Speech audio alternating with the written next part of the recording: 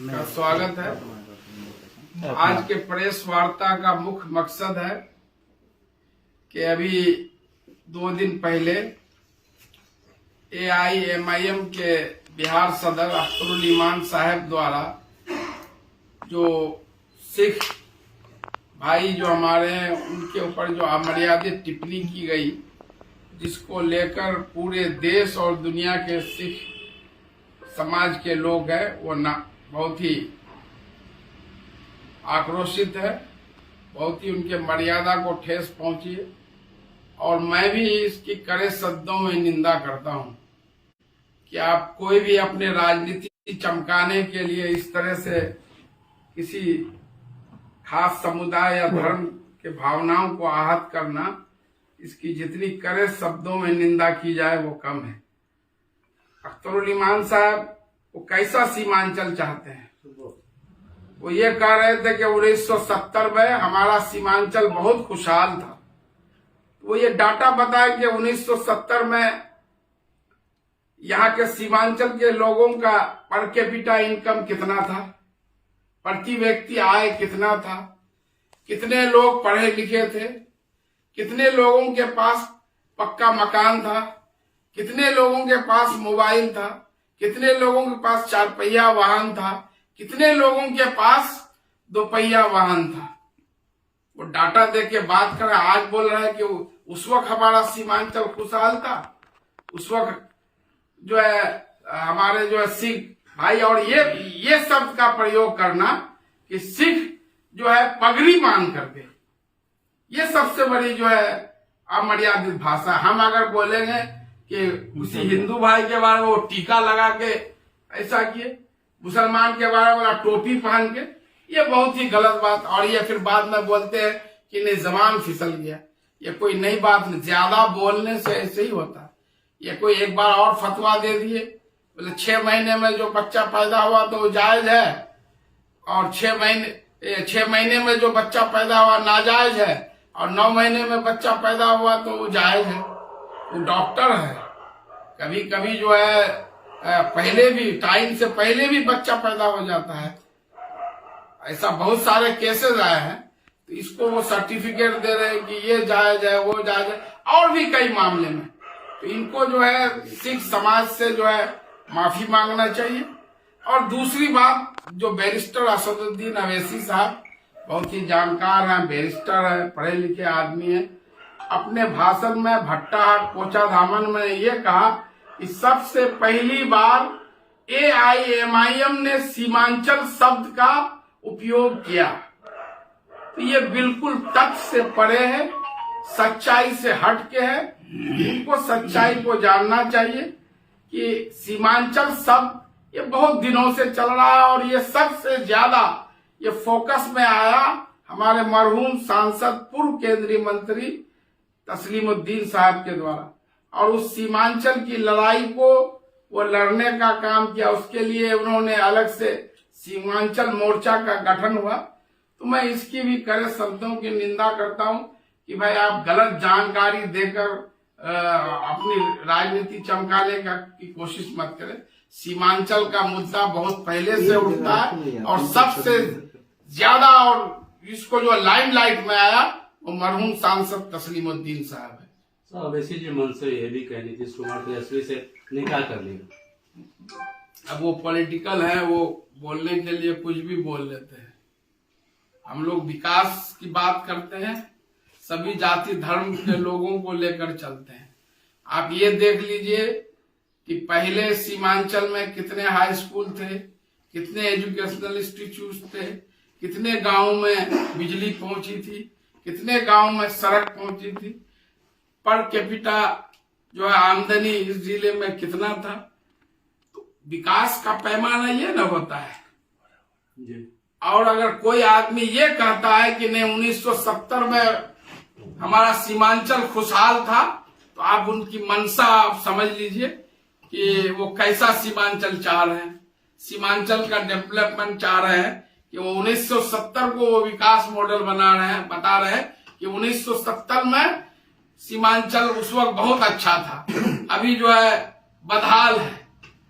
भरभरी खरखरी में जो दो तरफ पुल का जरूरत है, पुल का मांग हो रहा है, जहां उन्होंने पैदल चले।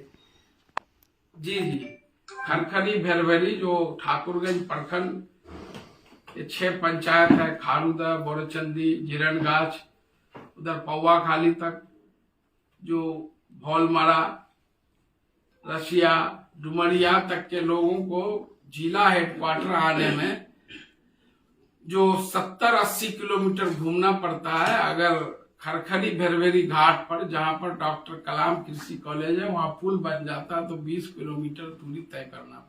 अब तक क्यों नहीं बना? सरकार तो बहुत दिन से नहीं, ये नहीं बना तो बनना चाहिए। और इसके लिए पहली बार माननीय मुख्यमंत्री के समक्ष 2014 में, जनवरी 2014 में आवाज आई थी और मुख्यमंत्री उस वक्त बोले भी थे, अगर मुझे पहले से मालूम रहता तो मैं इंजीनियर की टीम यहाँ भेज देता। ठाकुरगंज से पूर्व विधायक भी थे और मंत्री भी थे, उनके ही क्षेत्र है। जी जी जी जी जी, ठीक है, वो भी अपने तौर पर कोशिश किए हैं। मैं इस बात का गवाह हूँ, जब मैं किशनगंज बहादुरगंज रोड पर एक पुल के लिए, कि जो पुल एग्जिस्टिंग है वो बहुत पुराना हो गया, 66 साल, तो एक और पुल बनना चाहिए, उसके लिए जो है वो भी मेरे साथ जाते थे उस पुल के लिए। तो मेरा कहना है कि भाई आप उसके लिए क्या किए? बिहार सदर से हम पूछते हैं, मेरे पास यहाँ पूरा चिट्ठी है कि मैं कितना बार चिट्ठी लिखा हूं और उस चिट्ठी पर क्या कार्रवाई हो। मैं अभी प्रेस वार्ता के बाद आपको मैं खुद उपलब्ध कराता हूं। तो सिर्फ बोलने से उसके लिए कोशिश भी करना होगा, तब ना काम। हम सिर्फ कोई चीज को बोलेंगे, उसके लिए प्रयास नहीं करेंगे। और सदर साहब को आज पहली बार एमएलए नहीं बने, 3 बार 9 साल वो पहले भी एमएलए हैं, ये 4थी बार एमएलए हैं। उनको मालूम है कि एक पुल और सड़क जो ग्रामीण कार्य विभाग से पास होता है, उसके लिए 28 टेबल से उस फाइल को गुजरना पड़ता है, तब उसको प्रशासनिक स्वीकृति मिलती है। और कहीं भी एक मामला अटका तो आजकल आप जानते हैं ये कोई ढकी छुकी बात नहीं है, वो फाइल वही, जब तक कोई पैरवी फिर आगे वहां से नहीं हुआ, कहाँ क्या ऑब्जेक्शन है, उसको रिमिट नहीं किया, उसको जो है क्लियर नहीं किया गया, तब फिर वहां से नहीं बढ़ता है। सर क्या उम्मीद की जाए? सीमांचल डेवलपमेंट कॉर्पोरेशन वो लोग का डिमांड है सीमांचल डेवलपमेंट, इस पे क्या सर लग रहा है? मैं उन्हीं से पूछता हूं कि आपका क्या विजन है, आप बताइए ना, आप कैसे सीमांचल डेवलपमेंट काउंसिल मांग करने के लिए कुछ भी हम मांग कर सकते हैं। सीमांचल डेवलपमेंट काउंसिल के लिए बैरिस्टर असदुद्दीन अवैसी साहब और अख्तरुल ईमान साहब का क्या विजन है, कैसे वो इस काम को करना चाहते हैं, ये बता दीजिए। सीमांचल डेवलपमेंट काउंसिल बनाने के लिए आपके यहाँ दार्जिलिंग हिल काउंसिल है, बना है, कैसे बना है, उसको राज्य से लेके केंद्र की स्वीकृति लेनी पड़ती है, उसको विधानसभा से पारित करना पड़ता है। आप जो उसके लिए, तो आपके पास ऐसा कोई संख्या बल है जो आप बात करते हैं कि दूसरी राजधानी पूर्णिया होना चाहिए, हाईकोर्ट का बेंच होना चाहिए, तो उसके लिए क्या सिर्फ आप बोलेंगे ही, कैसे होगा उसके लिए क्या आपका एक्शन प्लान? मैं ये उन्हीं से जानना चाहता हूँ। एक मामला और है, वो अगर बता देंगे कि मेरा ये एक्शन प्लान है, इस तरह से हम करेंगे, तो मैं भी सिर्फ भाषणों में, तकरीरों में, डिबेट में सीमांचल का मुद्दा, सीमांचल की बदहाली, सीमांचल के लोग इतने बदहाल नहीं है, ठीक है, बहुत ज्यादा बदहाल है, बहुत गुर्बत है, आप तो बहुत दिलेर आदमी है। सीमांचल से के बारे में बोला गया था, ओबीसी हॉस्पिटल के बारे में वादा किया गया था जी, उसके बारे में भी कुछ ओबीसी साहब आया तो कुछ नहीं बात की उसके बारे में, वही नहीं बोले थे। सर एक मामला और आप बी टीम बोलते हैं उसको, और सर इस बार ओवैसी साहब ने अपने इसमें बोला कि पिछले बार मैंने गलती की थी, 18 सीट पे चुनाव लड़ा, इस बार मैं 50 सीट से पे चुनाव लड़ूंगा, विधानसभा चुनाव। ये उनकी मर्जी है। जिस राज्य में AIMIM अस्तित्व में आया, 7 से 8 सीट नहीं लड़ती, सिर्फ पुराना हैदराबाद, महबूबनगर जिला है, करीमनगर जिला है, उन जिलों में तेलंगाना बहुत मुस्लिम आबादी है, वहां क्यों नहीं वो चुनाव लड़ते हैं, वहां क्यों नहीं अपनी सरकार बनाते हैं? बिहार में क्यों 50 सीटों पे लड़ना चुनाव? क्या तो वो लड़ रहे हैं तो उनकी अपनी मर्जी है, लड़ ही रहे, गुजरात में लड़े, उत्तर प्रदेश में लड़े, बिहार में लड़े, बंगाल में लड़े, वो जहां वो क्यों लड़ रहे हैं सबको पता है। ये हम नहीं कह रहे हैं बी टीम, सभी लोग कह रहे हैं। अवैसी जी का एक और आरोप है कि जो भी सीमांचल से जितने जनप्रतिनिधि जाते हैं उनके जुबान में लकवा मार देता, विधानसभा में कोई सवाल नहीं करता। तो बिना सवाल किए ही, बिना ये किए हुए इतना जो काम हो गया, जो इतना हम डाटा दिए भी, तो कोई ना कोई हमारे जनप्रतिनिधि रहे होंगे वो काम। हम अगर बोल दें कि यहाँ मौलाना असरार साहब कोई काम नहीं किए, तस्लीम साहब कोई काम नहीं किए, रफीक आलम साहब कोई काम नहीं किए, तो ये बेईमानी होगी। काम सब कोई करता है, कोई ज्यादा करता है, कोई अधिक करता है।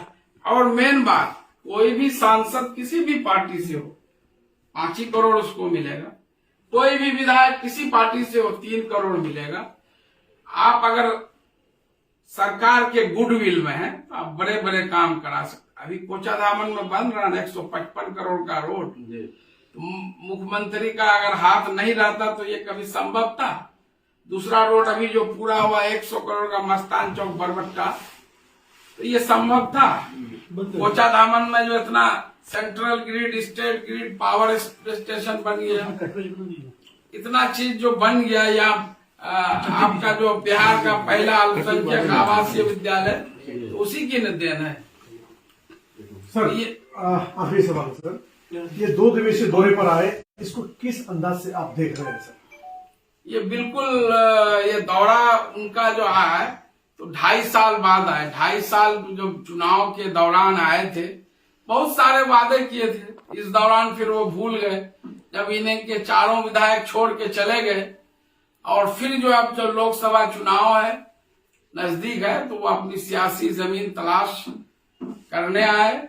जो है आपको बार बार बोल रहे थे कि बस यही ईमानदार है हमारे सदर साहब, बाकी सब लोग बेईमान हैं, यही ईमानदार है, मेहमान है।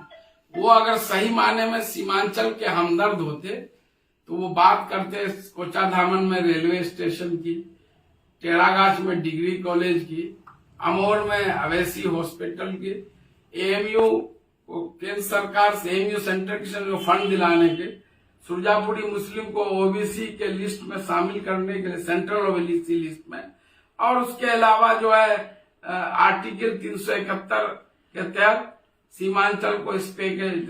लेकिन इसके ये खुद उनका अवैसी साहब का वादा था, आप अभी भी आप देख सकते हैं। लेकिन इन पर कुछ भी नहीं बोले।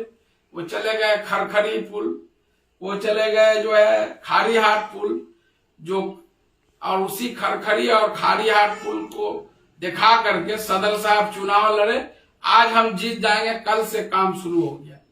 2.5 साल हो गया, तो आप जवाबदेही तो आपकी न, तो आपके जो प्रतिनिधि हैं, आप तो बोल रहे सब लोग बेईमान हैं, ये काम क्यों 2.5 साल में 2 पुल का अप्रोच तक नहीं बना पा रहे हैं?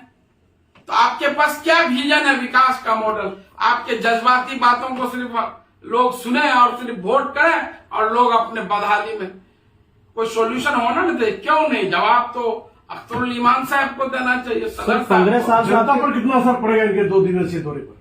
मैं समझता हूं कि कुछ नहीं, जनता तो सब देख रही है। क्या कहे के चुनाव लड़े, हक छीन कर लाएंगे, हर जगह बोल्डर पिचिंग, ये पुल, ये सड़क।